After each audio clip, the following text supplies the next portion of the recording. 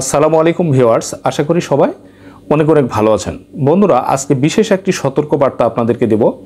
আপনারা যারা আমার চ্যানেলের সাবস্ক্রাইবার অথবা আনসাবস্ক্রাইবার যে যেখান থেকে আমার এই ভিডিওটি দেখেন না কেন, টিন সার্টিফিকেট যদি আপনার থেকে থাকে এই সতর্কবার্তা অবশ্যই আপনার জন্য।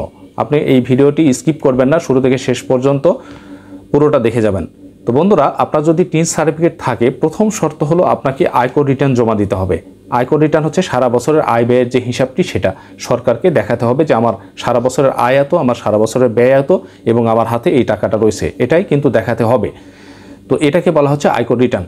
তো আপনারা আয়কর রিটার্ন অবশ্যই জমা দেবেন। আয়কর রিটার্ন জমা দেওয়া যেহেতু বাধ্যতামূলক, তো বিশেষ সতর্কবার্তা যেটা আমি আপনাদেরকে বলবো সেটা হচ্ছে, আপনারা আয়কর রিটার্ন 1 বছর জমা দিলেন, আরও 1-2 বছর জমা দিলেন না, বাকি আবার 1 বছর দিলেন, এরপরে দিলেন না, এরকম মানে খাপসারা করে আয়কর রিটার্ন জমা দিতে গেলে কিন্তু বিশেষ ধরনের একটি সমস্যায় আপনারা পড়ে যাবেন।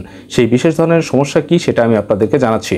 তো সেটা হচ্ছে, আপনি 1 বছরের আয়কর রিটার্ন জমা দিয়েছেন কিন্তু 2 বছর দেন নাই, আবার হয়তো 1 বছর দিয়েছেন, এভাবে দিচ্ছেন, এভাবে দেওয়া চলবে না। এভাবে এই যে পিছনে যে আয়কর রিটার্নটি আপনি বাদ ফেলে এসছেন সেটার জন্য কিন্তু আপনার বাসায় নোটিশ চলে যাবে। আমার এখানে বেশ কয়েকজন ভাই কিন্তু নোটিশের কপি আমাকে পাঠিয়েছেন যে ভাই আমার নোটিশ এসছে, এখন আমি কি করব। তো আমি চাচ্ছি, যেহেতু আপনারা আমার ভিডিওটা দেখেন, আপনার যদি নোটিশ এখনও এসে না থাকে তাহলে খুব ভালো কথা যে আপনি বিগত বছরের রিটার্নগুলো বাদ ফেলেছেন কিন্তু এখন পর্যন্ত সরকারি অফিস থেকে, রাজস্ব অফিস থেকে কোনো নোটিশ পান নাই, তাহলে আপনার জন্য খুবই ভালো। আপনি যদি নোটিশ পেয়ে না থাকেন আর আপনার যদি কোনো আয়কর রিটার্ন বাদ পড়ে থাকে কোনো সালের, দেখা গেল 23-24 অর্থ বছর এটা বাদ আছে, আপনি অবশ্যই অফিসে যেয়ে ফর্ম পূরণের মাধ্যমে ওইটা জমা দিয়ে ওটার প্রাপ্তি স্বীকারপত্র সাথে রাখেন। কারণ যে কোনো সময় কিন্তু আপনার বাসায় নোটিশ চলে যাবে, আর নোটিশ যখন চলে যাবে তখন কিন্তু এটা জমা দেওয়ার জন্য আয়কর আইনজীবী ধরতে হবে, আরও বহুত ঝামেলা আছে, জরিমানা দিতে হবে।